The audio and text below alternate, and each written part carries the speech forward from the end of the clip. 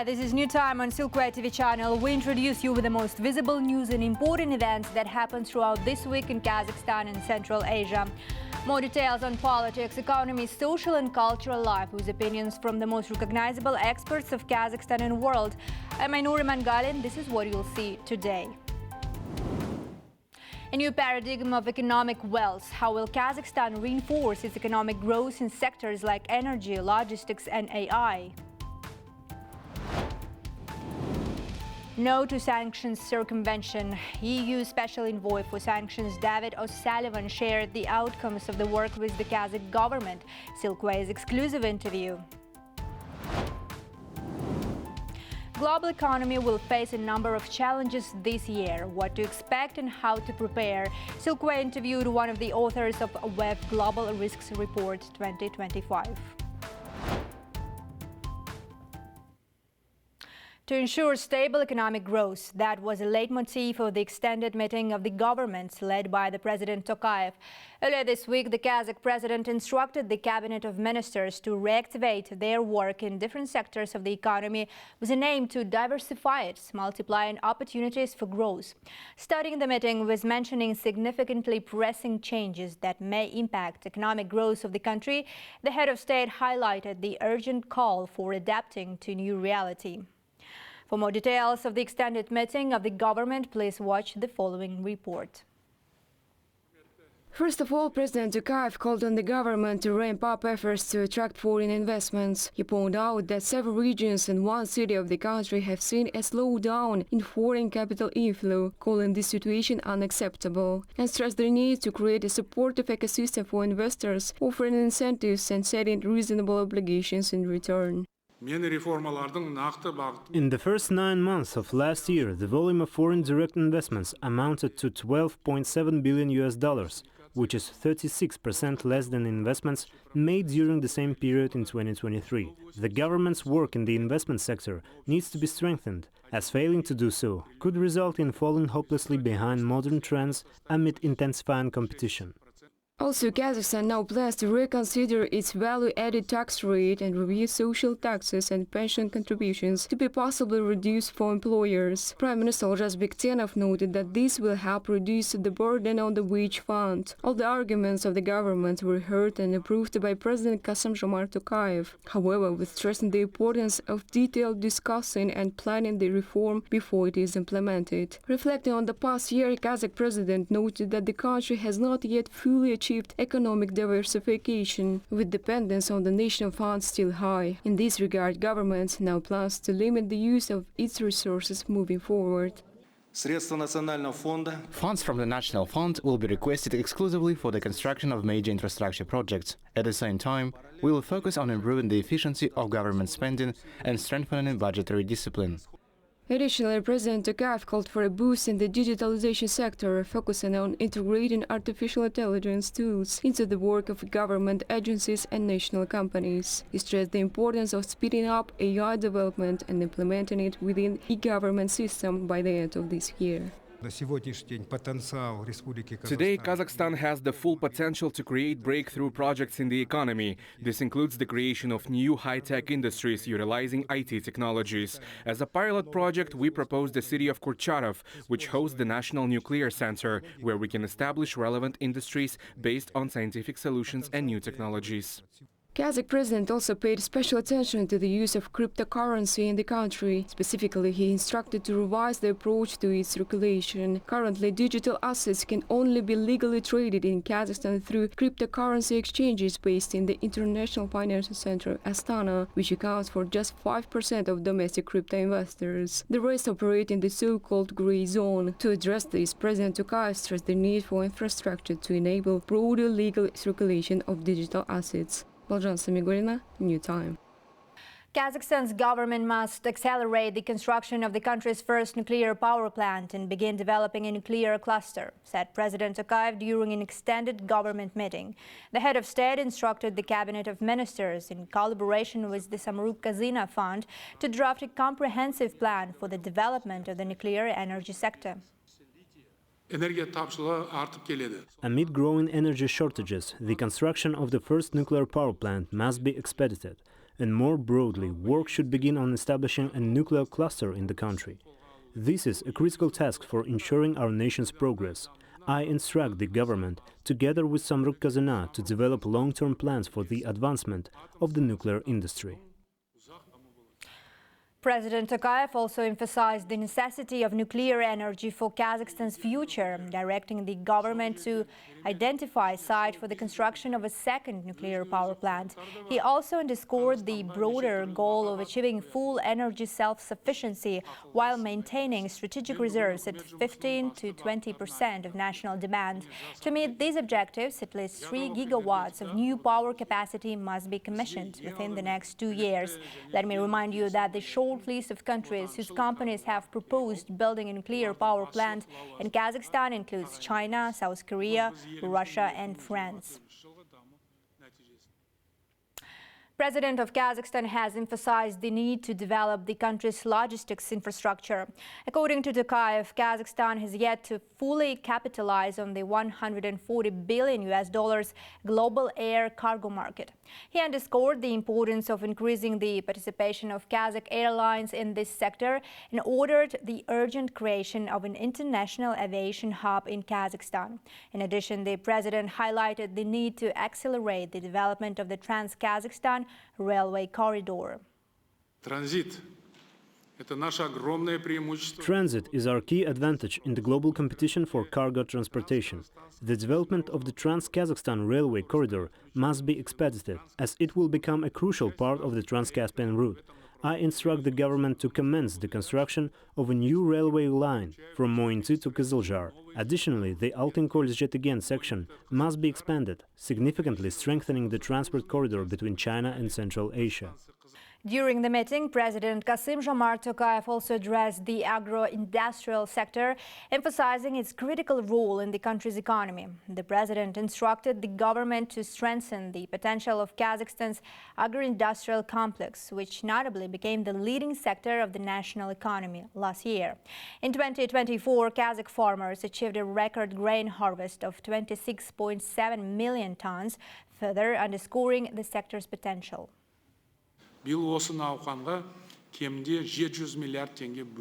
This achievement was made possible by a significant increase in preferential lending for spring planting. This year, at least 700 billion tenge must be allocated to support this effort. Affordable loans should also be provided to livestock breeders and agricultural product processors. This task must be fulfilled. Official data confirms that Kazakhstan's economy continues to expand, recording 4.8% growth over the past year.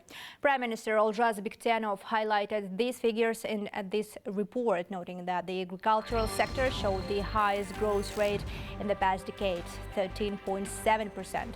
Construction and trade also ranked among the top-performing industries. According to the Prime Minister, economic growth in 2024 has been fully driven by the development of the non-oil sector.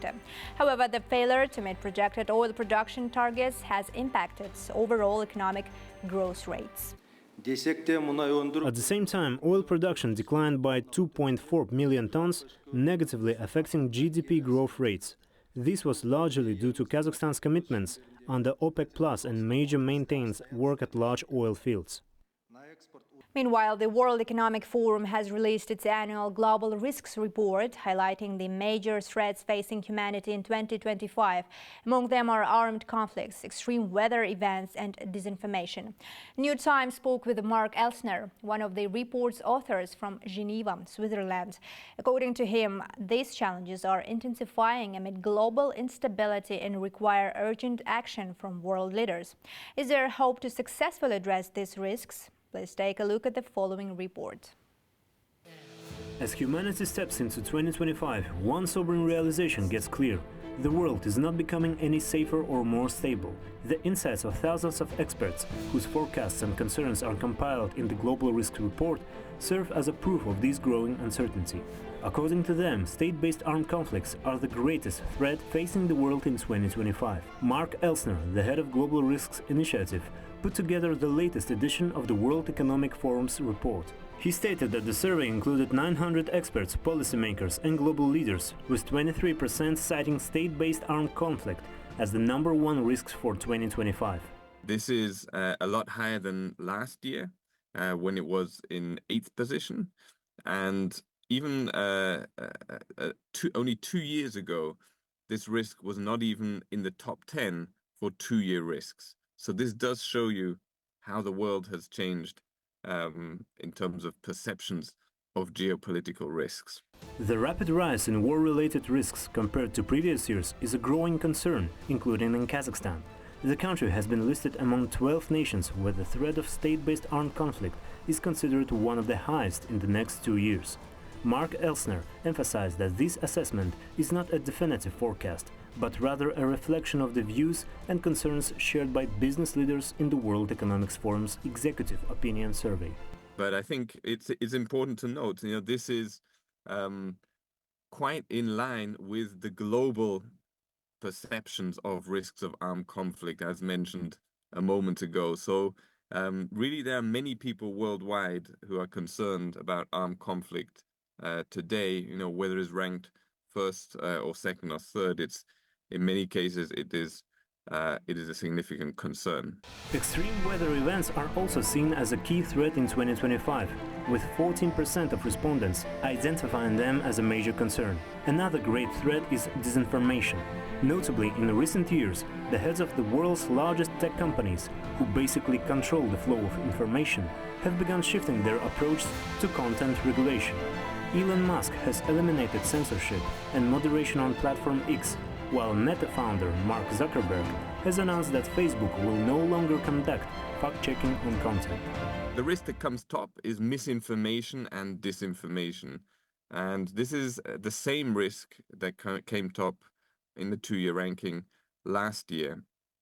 I think the environment for misinformation and disinformation has unfortunately not got any better and perhaps has worsened. So it is becoming more of a problem, and it's becoming more difficult for citizens, organizations, and even governments to identify what is false misinformation or disinformation and what is true, correct information. So that is the number one risk, I would say, going into the medium term.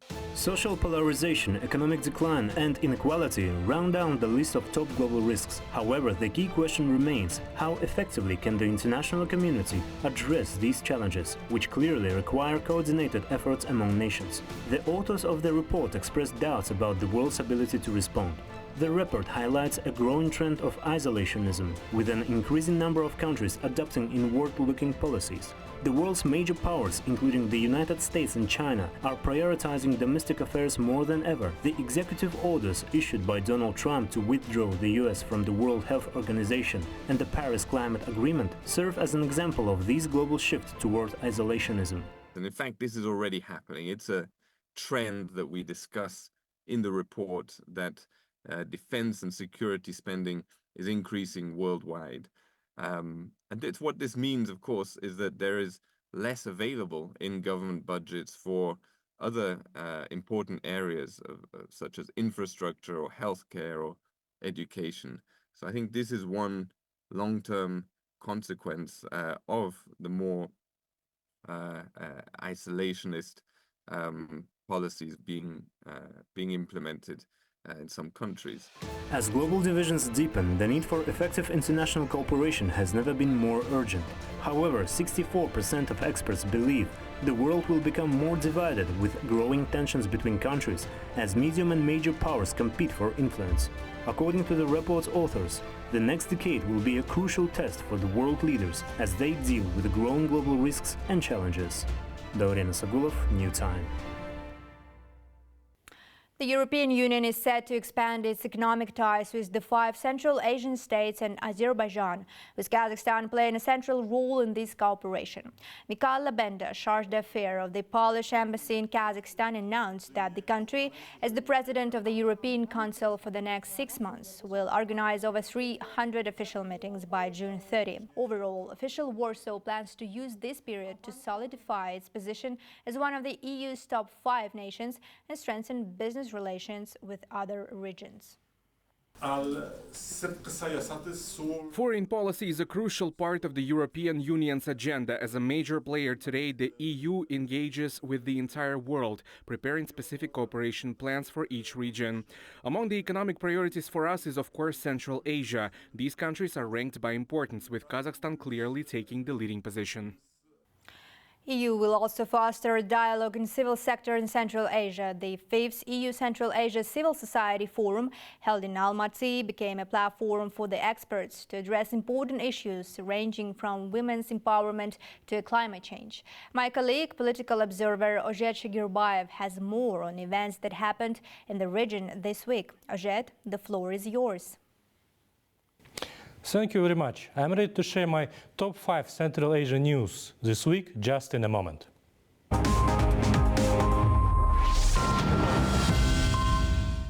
The 5th EU Central Asian Civil Society Forum has officially commenced in Almaty, bringing together over 150 representatives from European Union agencies, the UN, regional governments, and the civil society organizations.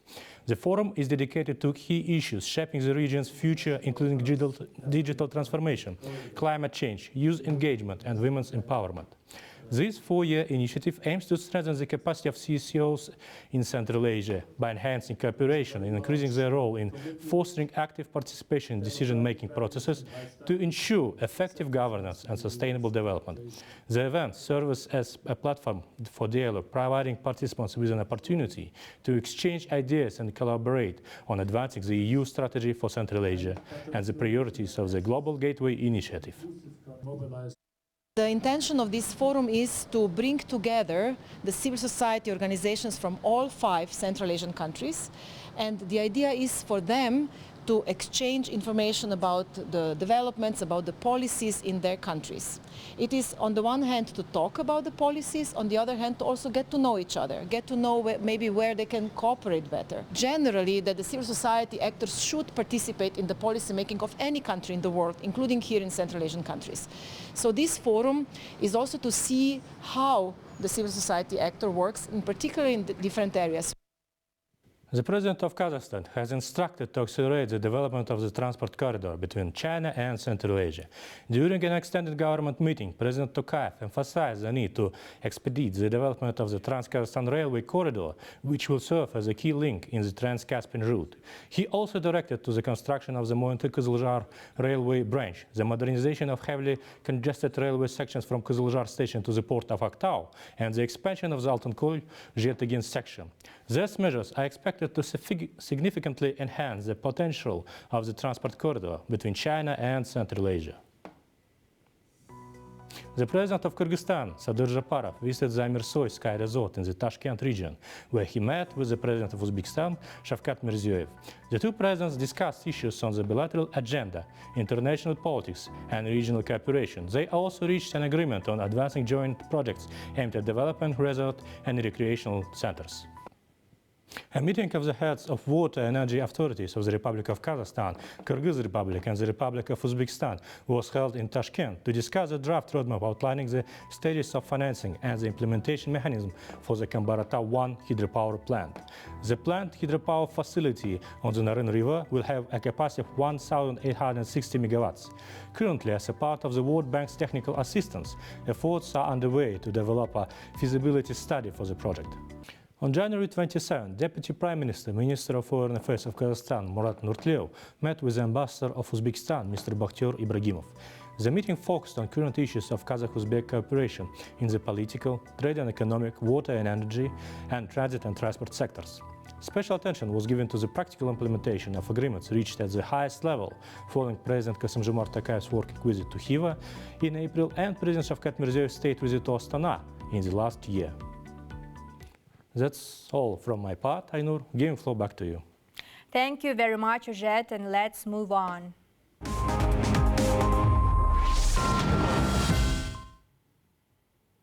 In a tragic turn of events, President Tokayev sent a telegram of condolences to the U.S. President Donald Trump following a deadly plane crash in Washington. Reports confirm that a passenger plane collided with a military helicopter before plunging into the Potomac River. The incident, which took place near Ronald Reagan Airport, was confirmed by the Fire and Emergency Services Department of the District of Columbia. The plane, en route from Wichita, Kansas, was carrying more than 60 passengers. American media outlets have reported that at least 30 bodies have been found so far. The cause of the crash is still under investigation. The European Union does not exclude the possibility of Kazakhstan-based companies to be added to its 16 sanctions package, set to be finalized on February 24th. This was revealed in an exclusive interview with the EU Special Envoy for Sanctions, David O'Sullivan, who recently paid his fourth visit to Kazakhstan. He stressed that the EU may block trade with companies found to be bypassing sanctions, especially concerning military goods. According to the Special Envoy, any Kazakh companies involved would be included to the sanctions list with no hesitation. However, the EU prefers cooperative solutions with the governments. So far, 2 Kazakh companies have already been sanctioned by the European Union. We cover 60% of all previous imports and exports, some 7,500 products. The only products I have discussed with Kazakhstan are 50 HS codes. So that gives you some idea that we are not looking at the full picture of our sanctions here. We're dealing with a very specific subset of products which have a potential military application. I think the 16th package will certainly bring some additional trade restrictions, some refinement, some closing of loopholes here and there. But I don't. There should be no change in the list of the battlefield products, of the 50 products that we have asked the Kazakh authorities to pay particular attention to. EU Special Envoy for Sanctions David O'Sullivan expressed the European Union's appreciation for Kazakhstan's efforts to prevent sanctions evasion. According to the European diplomat, Kazakh government shares concerns about the country being used as a platform to bypass sanctions, especially when it comes to products with potential military application. He also mentioned that he regularly receives updates from Kazakh authorities on trade flows and is satisfied with the cooperation. Back in June, we did notice that after an initial decline, there was a sudden spike, and we attributed that apparently to the re-export of ball bearings, not ball bearings manufactured in Kazakhstan, but ball bearings imported from the European Union. And I am pleased to say that the Kazakh authorities have found a solution to this issue. And I think we will see a continuing decline in the re-export of these battlefield products. In addition, EU Special Envoy for Sanctions unveiled plans for relations with the new White House administration. O'Sullivan confirmed that the European Union will continue to work with the President Donald Trump, who was democratically elected by the American people, despite his skepticism toward international cooperation on issues related to healthcare and climate change. Notably, David O'Sullivan has over 30 years of experience in European public service, including the position as the EU ambassador to the US from 2014 to 2019. We know that he is skeptical about international cooperation and that he takes a very transactional approach to international relations. We've had to deal with them in the past. We stand by our principal positions. We believe in multilateralism. We believe in climate change and the need to fight against it. But look, America is a hugely important partner. So we will engage with the new administration, we will explain our position, we will listen to theirs, and where possible, we will try to find mutually agreeable solutions. We managed to do that during the first mandate of President Trump. I hope that we will succeed this time as well. Watch the full interview with the European Union Special Envoy for Sanctions, David O'Sullivan, on Silkway TV channel, and we continue. In China, the New Year, one of the country's most significant holidays, is celebrated on a grand scale. The festival, known as Chunze, has arrived according to the lunar calendar. On New Year's Eve, China Media Corporation broadcast its annual Spring Festival Gala, a large-scale show featuring top artists, comedy acts, circus performances, acrobatics, traditional martial arts demonstrations, and much more. People's artist of Kazakhstan, Dimash Kudaibergen, also performed at the festival. The live broadcast took place from the main stage in Beijing and 4 additional locations. This year, the gala introduced an innovative blend of technology and folk art, showcasing traditional dance with performers alongside robots.